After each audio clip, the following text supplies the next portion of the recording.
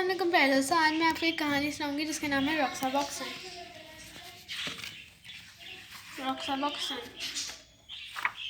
مریم کے بچے اکثر اس سے رقصہ بکسن کی کہانی سنتے۔ رقصہ بکسن دوسری طرف بالکل پتھریلی پہاڑی تھی، ریت اور چٹانوں کے علاوہ وہاں کچھ بھی نہیں تھا۔ ہاں، کچھ خالی لکڑی کے کریٹ پڑے تھے، کیکٹس کے درخت تھے اور کیکڑ کی جھاڑیاں، لیکن سب بچوں کے لیے یہ جگہ سب سے نرالی تھی۔ گھروں کی قطار اور رقصہ بکسن کے درمیان سڑک دریا کی طرح بھل کھاتی گزرتی تھی۔ تھوڑے سے پانی سے گزر کر بچے رقصہ بکسن پہنچ جاتے۔ مریم کے سب بہنیں عائشہ، عذرا، عارفہ، آسمہ یہاں کھیلنے آتی۔ پڑوس سے طارق بھی آ جاتا۔ طارق ان میں سے سب سے بڑا تھا اور ہاں، ستارہ بھی اپنی چھوٹی بھائی کے ساتھ آتی تھی۔ اس کے بعد اور بچے بھی آنا شروع ہو گئے، مگر سب سے پہلے ان سب نے ہی آنا شروع کیا تھا۔ سب سے پہلے بھی نہیں کہہ سکتے کیونکہ رقصہ بکسن تو بہت عرصے سے وہاں تھا، یقیناً دوسرے بچے بھی پہلے یہاں ضرور آتے ہوں گے۔ ایک دن مریم نے ایک چکنے پتھروں سے بھرا ٹین کا ڈبہ وہاں سے کھود نکالا۔ سب بچوں کو پتہ تھا یہ کیا ہے، یہ رقصہ بکسن میں چھپا خزانہ ہے۔ اس ڈبے میں وہاں کے سکے تھے۔ رقصہ بکسن میں اس طرح کے اور بھی بہت سے سکے جگہ جگہ پڑے تھے۔ بس اس کے بعد سارے بچوں کی ٹولی نے جگہ جگہ خزانے کی تلاش شروع کر دی۔ پھر تو کبھی کبھی بغیر ڈھونڈے ہی یہ سکے ادھر ادھر پڑے مل جاتے۔ آہستہ آہستہ رقصہ بکسن کا شہر بڑا ہو گیا۔ بچوں نے پتھروں کے ٹکڑے رکھ کر نقشہ بنایا۔ سب سے پہلے چوڑی سڑک بنائی گئی جس کے دونوں طرف سفید چکنے پتھر رکھے گئے۔ اس کے بعد گھروں کی قطاریں بنائی گئیں۔ طارق نے سب سے بڑا گھر بنایا، وہ ان میں سے سب سے بڑا جو تھا۔ پہلے تو یہ گھر بالکل سادے سے تھے، پھر آہستہ آہستہ ان میں کمروں کی تعداد بڑھنے لگی۔ پرانے لکڑی کے کریٹ، بکس،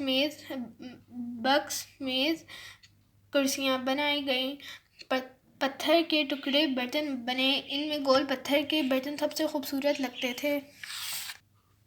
بعد میں رقصہ بکسن میں ایک بہت بڑا ہال بنایا گیا، یہ شہر کا سب سے بڑا ہال تھا۔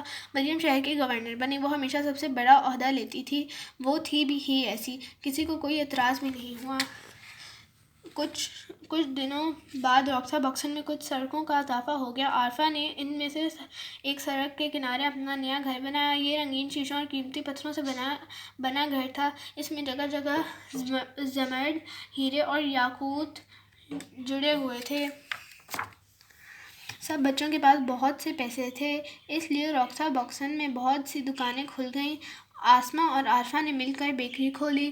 یہاں گرما گرم نان، بسکٹ اور ڈبل روٹی سورج کی گرمی سے بنائے جاتے تھے۔ وہ 2 آئس کریم کی دکانیں بھی کھل گئیں، ایک طارق اور ایک عائشہ کی دکان۔ کسی کو طارق کی دکان کی آئس کریم اچھی لگتی تو کسی کو عائشہ کی دکان کی۔ سب بچے دونوں دکانوں پر بازی جا کر آئس کریم کھاتے۔ رقصہ بکسن میں وہ جتنی چاہے آئس کریم کھا سکتے تھے۔ سب کے پاس اپنی اپنی کاریں تھیں۔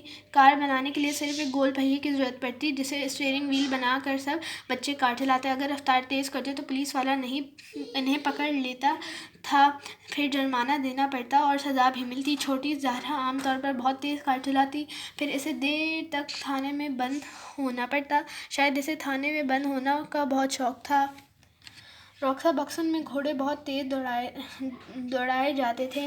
ان گھوڑوں کا سڑک پر دوڑنا بھی ضروری نہیں ہوتا تھا، بس ایک ڈنڈے اور اس میں بندھی ڈوری کی ضرورت ہوتی اور بچے جہاں چاہتے گھوڑے دوڑاتے پھرتے۔